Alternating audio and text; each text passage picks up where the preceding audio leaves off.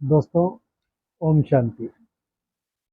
दोस्तों, हम सब ने महाभारत को खूब पढ़ा भी है, सुना भी है और कई मंदिरों आदि में पंडितों के मुंह से भी सबने कोई ना कोई कथाएं सुनी हैं जिसमें महाभारत के अलग अलग दृश्यों को अलग अलग तरीके से वर्णन किया गया है।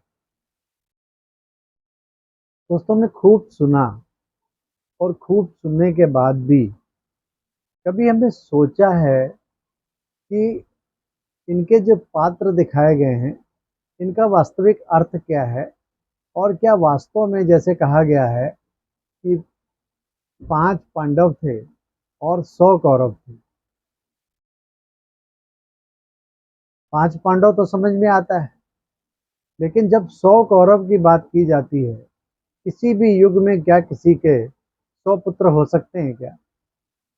ये एक असंभव सी बात प्रतीत होती है अगर थोड़ा भी आप युक्ति को इस्तेमाल करें, बुद्धि को इस्तेमाल करें।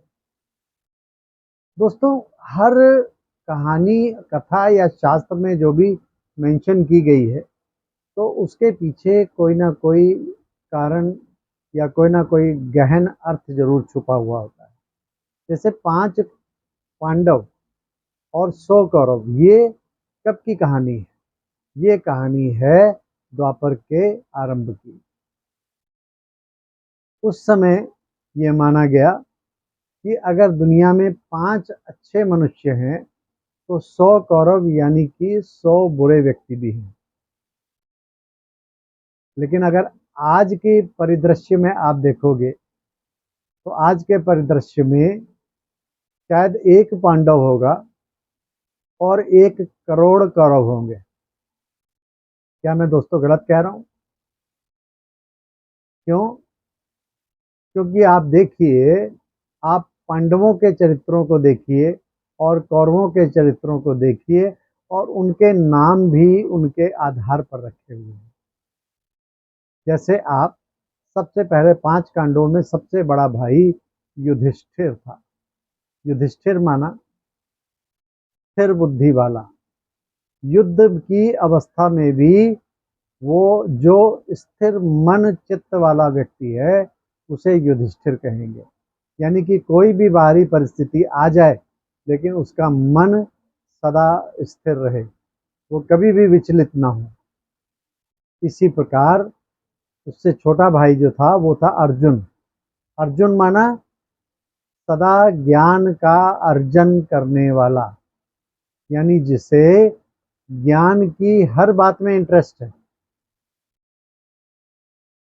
और तीसरा भाई जो था वो था भीम। भीम जो था वो शक्तिशाली माना गया है, वो शक्ति का प्रतीक माना गया है। इसी प्रकार था नकुल। नकुल माना जो सिद्धांतों और नियमों पर सदा चलता हो उसे नकुल कहेंगे। और सहदेव। सहदेव माना जो सदा सहयोग करता हो, यानी जिसमें सहयोग का गुण हो।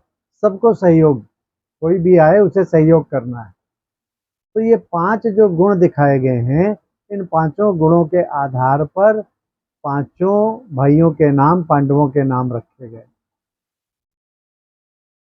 लेकिन अगर आप कौरवों को देखेंगे तो कौरवों के पिता का जो नाम था वो धृतराष्ट्र था।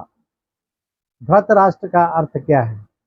धृतराष्ट्र का अर्थ है नेत्रहीन होते हुए भी जो अभिमान से युक्त हो, जो राज सत्ता से और भूमि बल से का जिसको अभिमान हो उससे युक्त हो। अंधा होते हुए भी उसमें अहंकार भरा पड़ा है, उसको धृतराष्ट्र कहते हैं। वो तो अंधा था ही, लेकिन उसकी पत्नी का नाम गांधारी था। उसकी तो आंखें थी, लेकिन दिखाते हैं कि उसने भी पट्टी बांध ली। इसका अर्थ क्या है? इसका अर्थ है कि सब अन्याय को देखते हुए भी आंखों पर पट्टी बांध लेना, यानी सत्य को झुठलाने वाला काम, कि आपने देखा कि गलत कार्य हो रहा है, फिर भी हम अगर उसको कोई रिएक्शन नहीं देते, उसके ऊपर उंगली नहीं उठाते या उसका विरोध नहीं करते, तो ऐसी स्त्री को गांधारी कहा जाएगा, जिसने अपनी आंखों पर जानबूझकर पट्टी बांध ली। इसी प्रकार जो 100 कौरव दिखाए गए हैं, 100 कौरव के लगभग सबके नाम दू से शुरू होते हैं। दू से मतलब है दुष्ट। जैसे दुर्योधन, यानी कि जो धन का दुरुपयोग करता है, दुर्योधन। सदुपयोग नहीं करता, दुरुपयोग करता है। इसी तरह एक नाम है दुशासन, जो दुष्ट तरीके से शासन करता है, दुष्टता के साथ शासन करता है, जिसमें सदचरित्र ना हो। इसी तरह और भाई भी हैं, जैसे कुछ नाम है दुहसह,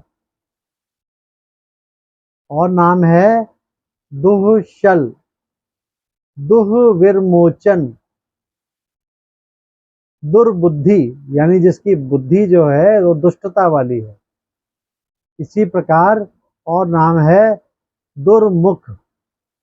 इसी तरह 100 कौरवों के अलग अलग नाम थे, यानी जिसके मुख से हमेशा बुरे शब्द ही निकलते हैं, दुष्टता वाले शब्द ही निकलते हैं।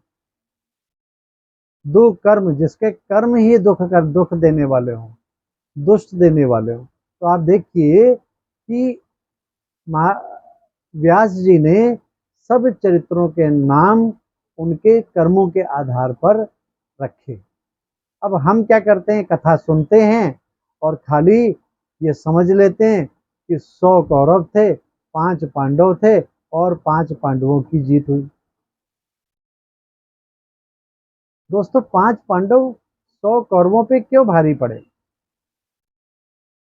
एक तो 5 जो पांडव थे, वो पांडव जो थे पांडु के पुत्र थे और सबके अंदर गुण विद्यमान थे, सदचरित्र वाले थे। उनमें सीखने की और समाने की क्षमता थी, सहनशील थे, विनम्र थे। लेकिन जहां पर विरोध करने की बात आती थी, तो भीम जैसा शक्तिशाली चरित्र भी उनके पास था। ये चरित्र जो दिखाए गए हैं, चाहे वो कौरवों के हों चाहे पांडवों के हों, ये द्वापर और कलयुग दोनों में पाए जाते हैं। ये कोई खाली द्वापर की कहानी नहीं है, ये हमारे आज की सामयिक कहानी है। आज के युग में देखिए, पांडव नहीं रह गए हैं, या हैं तो कोई विरला है, लेकिन कौरवों की भरमार है।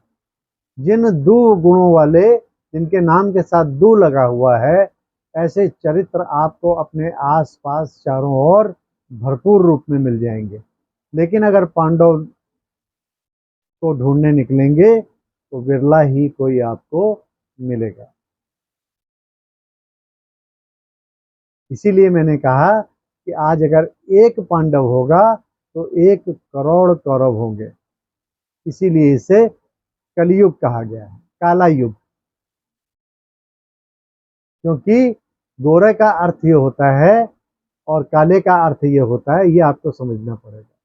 गोरे का अर्थ है जिसमें जो गुणों से भरपूर हो, उसे गोरा कहा जाएगा, और जिससे कालिमा से भरपूर हो, यानी जिसके अंदर बुराइयां ही बुराइयां हो, उसे काला कहा जाएगा। इसीलिए कृष्ण को भी श्याम और सुंदर कहा गया है ना। श्याम सुंदर कहते हैं ना कृष्ण को। कृष्ण सर्वगुण संपन्न, 16 कला संपूर्ण, संपूर्ण निर्विकारी वो था, और उसे उसकी सबसे ज्यादा इसी रूप में पूजा होती है। लेकिन फिर उसे सांवरा भी दिखा दिया गया कि उसे सांप ने डस लिया। कौन सा सांप? वास्तव में ये काम विकार का सांप था जिसको दिखाया कि उसने डस लिया, जिसके कारण वो काला पड़ गया। वास्तव में ये हम सबकी यादगार है। 5 विकार और उनमें से सबसे ऊपर पहला विकार काम विकार के कारण हम सब आज काले हो गए हैं। इसीलिए आज देखिए ना, साउथ से लेकर नॉर्थ तक सारी मूर्तियों को काला बना दिया गया है। अभी जो अयोध्या में राम की भी मूर्ति लगी है उसे भी काला, जबकि राम को कभी भी काले रूप में नहीं दिखाया गया, उसे सदैव गौर वर्ण में दिखाया गया। लेकिन अभी जो ताजी मूर्ति लगाई गई वो भी काले, और आप बड़े खुश होते हैं कि कितनी सुंदर मूर्ति लगी है। लेकिन वास्तव में ये आज की कहानी है कि जब कोई व्यक्ति अपने विकारों के कारण नीचे गिरता है तो उसकी मूर्ति काले रंग की लगा दी जाती है। ये पांडव और कौरव की खाली कहानी नहीं है, ये सब हम आत्माओं की के चरित्र हैं जिनको बहुत साल पहले, आज से 2-2,500 वर्ष पूर्व व्यास जी ने चित्रण किया था महाभारत में। अब देखिए कि कितने स्थिर बुद्धि वाले थे पांडव, कि जब युद्ध के मैदान में जाना था और दोनों पक्ष कृष्ण के पास गए सहायता के लिए, तो कृष्ण ने ऑफर किया कि मेरी सेना किसको लेनी है। तो दुर्योधन क्योंकि तुच्छ बुद्धि वाला व्यक्ति था, लेकिन उसने क्या कहा कि खाली कृष्ण को लेकर मैं क्या करूंगा, मुझे आप अपनी अच्छोनी सेना दे दीजिए। तो उसने अच्छोनी सेना दुर्योधन को दे दी, और पांडवों ने कहा हमें खाली कृष्ण चाहिए, कृष्ण का साथ चाहिए।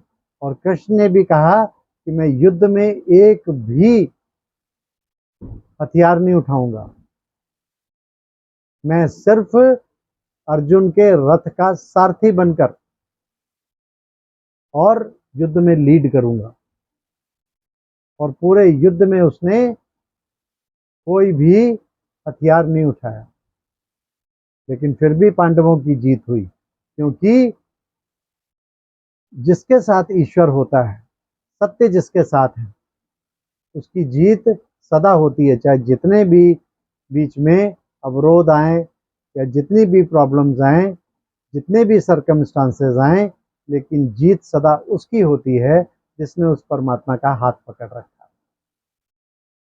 तो दोस्तों, हमें खाली शास्त्र पढ़ने नहीं है, उन शास्त्रों से सीखना भी है कि आखिर जो कवि या लेखक जिसने ये कहानी या काव्य बनाया है वो हमें कहना क्या चाहता है। हम खाली कहानी को पकड़ लेते हैं, लेकिन कहानी के पीछे छुपे हुए अर्थ को हम पकड़ते ही नहीं हैं। इसीलिए हमारे जीवन में कोई परिवर्तन नहीं होता। हम कहानी सुनते हैं, इधर से सुनते हैं, इधर से निकाल देते हैं। लेकिन अगर आप सोचें, अगर हम सब अर्जुन बने, सब ज्ञान का अर्जन करें, और सिर्फ खाली अर्जन ही नहीं करें, उसको उस अपने जीवन में युधिष्ठिर, भीम, नकुल और सहदेव की तरह जीवन में उतारें भी,